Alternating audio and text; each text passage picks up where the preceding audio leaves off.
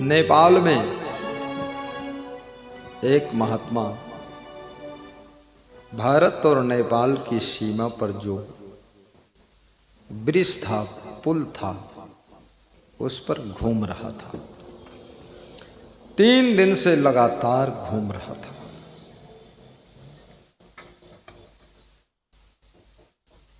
वो महात्मा से पुलिस जवान ने पूछा, नेपाली पुलिस ने, बाबा आप यहां क्यों घूमते हैं?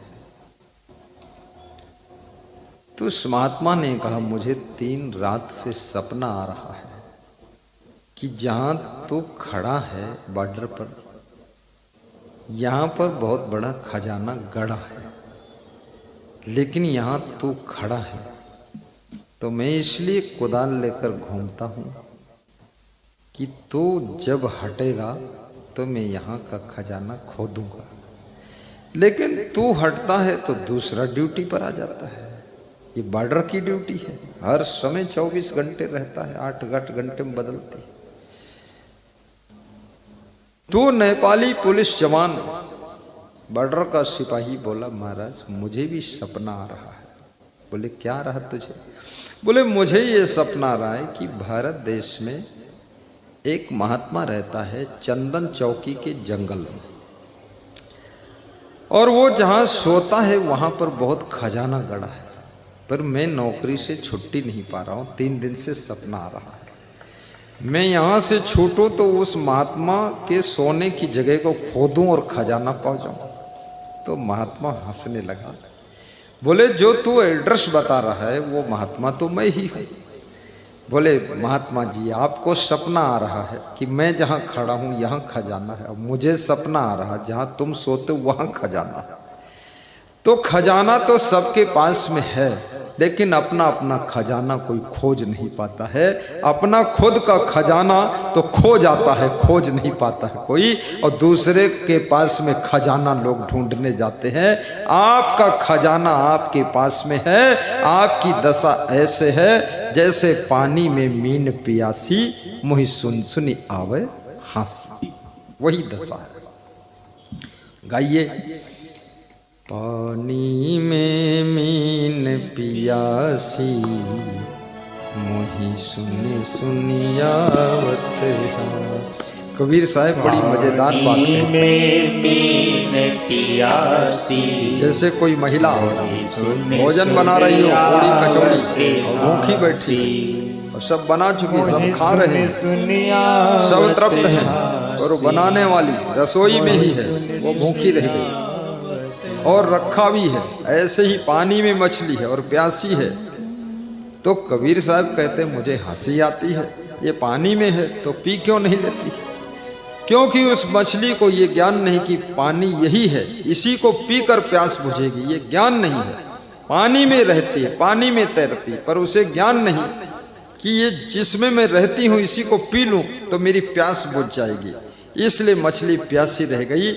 आप जहाँ रहते हो, आपका सुख आपके पास में है, आपकी शांति आपके पास में है, परंतु आपको ये ज्ञान नहीं है। इसलिए आप सुख शांति को बाहर ढूंढते रहते हो, और बाहर और दुख मिलता है। जितना बाहर की चीजों में सुख ढूंढोगे दुख मिलेगा। कुछ लोग बीड़ी में सुख ढूंढते हैं। बड़ी हंसी की बात है, बीड़ी में सुख, सिगरेट में सुख कहां हो सकता है? शराब में सुख कैसे हो सकता है? जो चीजें पैसे से मिलती है उन चीजों में सुख कभी होता ही नहीं है, और जो वस्तुएं भौतिक वस्तुएं हैं उनमें सुविधा तो हो सकती, लेकिन सुख नहीं हो सकता है।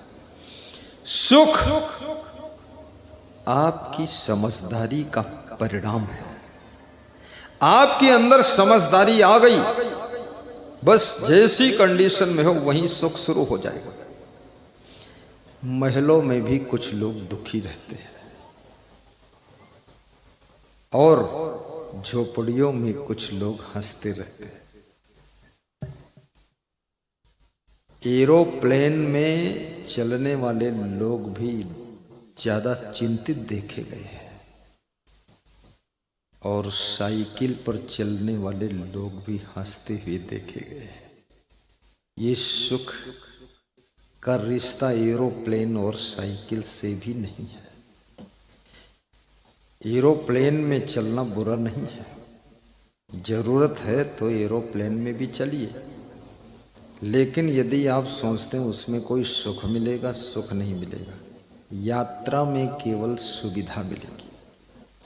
सुख जितनी वस्तुएं हैं वह सब आपके शरीर को सुविधा दे सकती है। अच्छा गद्दा है, शरीर को थोड़ा आराम मिलेगी, अच्छा लगेगा शरीर को, लेकिन मन में आपके यदि चिंता है तो अच्छे गद्दे और डबल बेड पर भी आपके मन को सुख एहसास नहीं होगा, क्योंकि गद्दों में सुख होता नहीं है। लेकिन गद्दा की जरूरत है, क्योंकि नीचे से ठंडी लग जाएगी।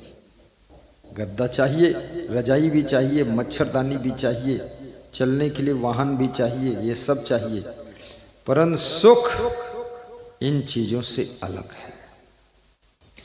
जब तुम्हारा मन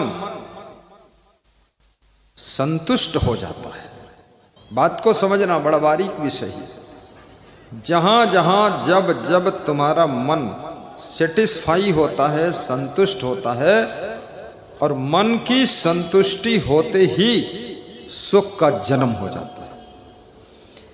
बड़े से बड़े पद पर बैठा हुआ व्यक्ति भी सुखी नहीं है, क्योंकि वो संतुष्ट नहीं है।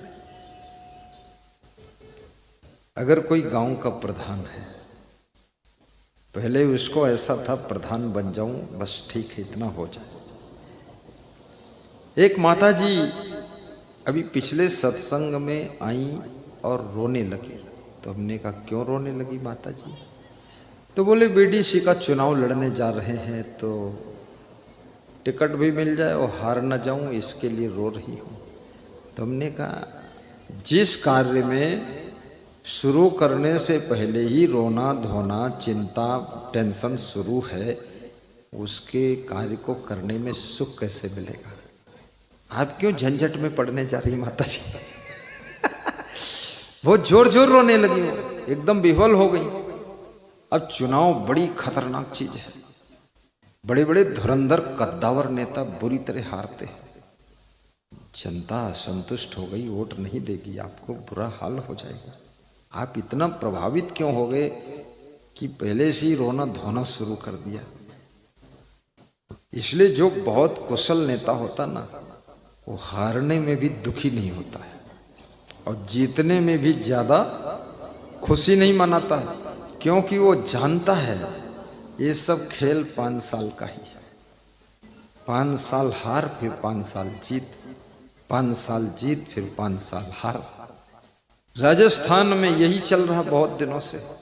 5 साल में ये पार्टी हारती, फिर वो पार्टी हारती, ये जीतती, फिर वो जीतती, ऐसा बहुत वर्षों से चल रहा है। लेकिन हार और जीत के बीच में आपकी जिंदगी की धारा बहती है। हानि और लाभ के बीच में आपका जीवन आगे बढ़ता है। एक किनारा हानि का है, दूसरा किनारा लाभ का है, एक किनारा जीत का है, दूसरा किनारा हार का है, एक किनारा नुकसान का है, दूसरा किनारा फायदा का है, और दोनों किनारों के बीच में जीवन की धारा बह रही है। कभी तो हानि से सटकर जीवन की धारा बहती है, कभी लाभ से सटकर बहती है। इसलिए ज्यादा इसमें टेंशन चिंता दुख मत किया करो, जो होगा मंजूर करो और हंसते हंसते, हार हो या जीत हो, हार हो उसे गले का हार बना लो और हार में भी बहार ढूंढ लो। बड़ी विचित्र बात। अब प्रधान का चुनाव जीत गए, फिर भी सुखी नहीं। अब सोचते हैं कि विधायक का टिकट मिल जाता तो ठीक था। अब लो, प्रधानी का सुख ले भी नहीं पाए और विधायकी कांटा चुभा लिया। अरे 5 साल तो ये सुख भोग लो, ठीक से आनंद कर लो, मौज उड़ा लो। अब विधायक वाले में जुटे, विधायक का टिकट मिल गया, अब जीतने हारने की टेंशन हो गई, जीत भी गए तो विधायक का भी सुख नहीं ले पाए। अब सोचते मिनिस्टर कब बनूंगा। अब मिनिस्टर बन गए तो स्वतंत्र प्रभार नहीं मिला, बड़ा बंधन है, बजट सही नहीं मिल रहा, तो फिर टेंशन है। फिर सोचते हैं अरे चलो कैबिनेट मंत्री हो गया तो अब कभी मुख्यमंत्री बनने का चांस कब मिलेगा, मुख्यमंत्री कब बनूंगा। और अगला जो मुख्यमंत्री है वो जल्दी मरता भी नहीं है और बीमार भी नहीं हो रहा है, और वो रोज योगा करता है, दंड मुगदर कसरत, वो सोचता है हम ही रहें अजर अमर अविनाशी, अगला हटना नहीं है। और ये पिछले सब वेटिंग में लगे हुए। इसलिए कोई बड़ा नेता मरता है तो छोटे नेता बहुत दुखी नहीं होते हैं, और सोचते हैं कम से कम सीट खाली हुई तो नंबर कभी हमारा आएगा। बहुत ये लफड़ा है, ये तो ऊपर ऊपर गुलदस्ता चढ़ा देते हैं, फूल वूल डाल दिया, बस सोचते हैं एक कदम आगे बढ़े हम। लेकिन मुख्यमंत्री बनकर भी सुख मिलने वाला नहीं है।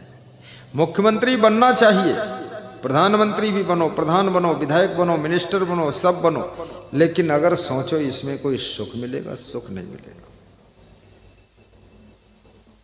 देश की व्यवस्था को चलाने के लिए राजनीति भी करना चाहिए, लेकिन आप राजनीति में भी याद रखना कितने बड़े नेता हैं लेकिन हार सकते हो।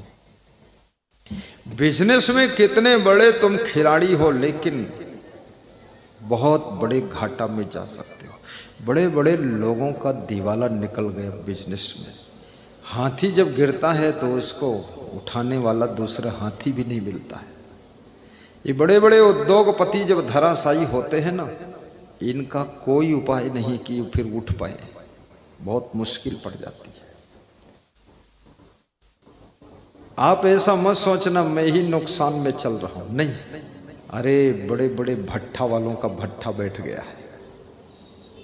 ये नुकसान ऐसे गणित तैयार हो जाती है, समीकरण बन जाते हैं कि आप कितने बुद्धिमान हैं लेकिन नुकसान हो जाएगा। टाटा जी कितने बुद्धिमान थे, पूरे विश्व में बहुत उनके ट्रक चल रहे हैं, लेकिन नैनो कार जब टाटा जी ने बनाया तो तमिलनाडु में बनाया, और वहाँ किसानों की ज़मीन तो सब किसानों को रहती है, उनको पैसा भी दिया, सब हुआ, तो बाद को किसानों को भड़का दिया लोगों ने कि सस्ते में ले लिया ज़मीन तो इनसे और पैसा लो, तो और पैसा मांगा तो बोले अब पैसा हम नहीं देंगे। तो बहुत सारा किसान सब लठ वठ लेकर उनकी कंपनी में घुस पड़ा, और वहाँ सब तोड़ फोड़ झगड़म झगड़ी शुरू हो गया, पुलिस फोर्स आ गया, बड़ी मारपीट हुई, उसमें किसान कुछ मर भी गए और बड़ा झगड़ा, सब मशीनें तोड़ डाला और बाउंड्री गिरा दी। टाटा का अरबों का नुकसान हो गया, और वो कारखाना नैनो कार का तमिलनाडु से उठाकर गुजरात लाना पड़ा। इतना बुद्धिमान टाटा, और वो भी खा गया घाटा। ये हुल्लड़बाजी संसार में बहुत विचित्र है, आपकी बुद्धि भी फेल हो जाएगी, वहां पर क्या करोगे।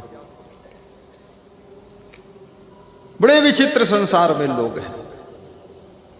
तो आप जो नुकसान में कभी गए हैं ज्यादा परेशान मत होइए, फिर वहां यही सोचिए जाही विधि राखे राम ताही विधि रहिए, और राम राम राम राम राम राम कहिए, जाही विधि राखे गुरु ताही विधि रहिए। अब चलो हो गया हर हर गंगे। उसी में हंसी मनाइए। चीनी मिल का बड़ा जनरल मैनेजर हमारे आश्रम आया, सत्संग सुना, हंस हंस के, फिर हाथ धोने गया बाथरूम में, हाथ धोकर आया तो थोड़ा उदास हुआ। तो हमने कहा क्या हुआ? बोले फोन आया था, लड़का फेल हो गया दिल्ली में। तो हमने कहा आपका लड़का फेल हुआ इतने बड़े जनरल में? बोले 12 फैक्ट्रियों का मैनेजर हूँ, लड़का फेल हो गया गुरुजी।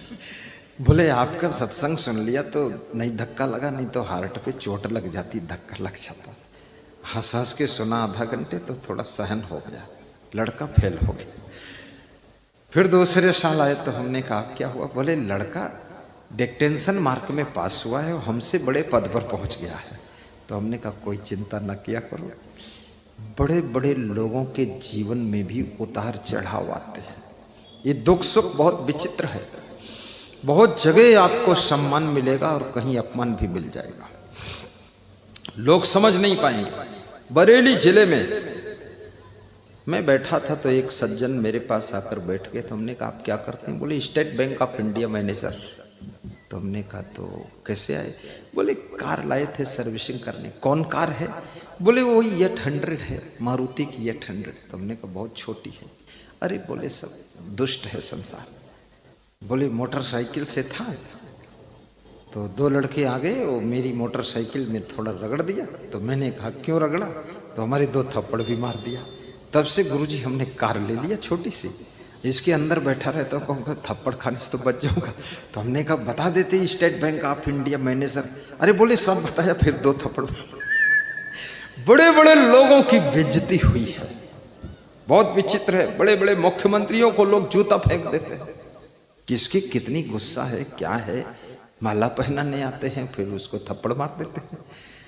ये इसलिए विचारक कहते हैं जिस देश में जिस भेष में जिस गांव में रहो, गाइए दोहराइए। जिस देश में राजेश शुक्ला जिस भेष में जिस गांव में रहो, जहां हो वहीं पर क्या करना है?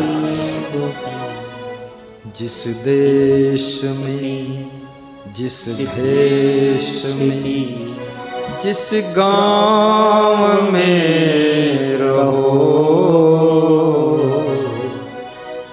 गुरुवर शरण गुरुवर शरण प्रभुवर शरण कहो।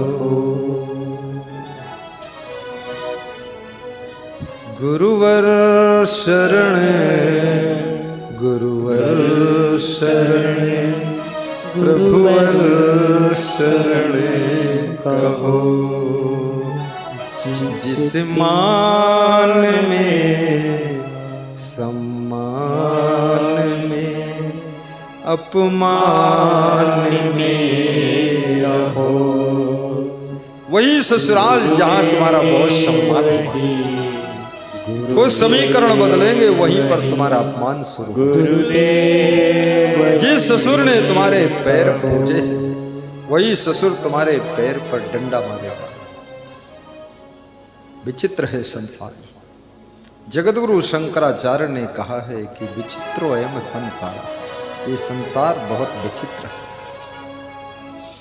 जिस मान में सम्मान में अपमान में रहो, गुरुदेव ही गुरुदेव ही गुरुदेव ही कहो। मान और अपमान, सम्मान और अभिमान को पी करके हजम करना सीखो। अर्जुन हर युद्ध जीत लेते थे।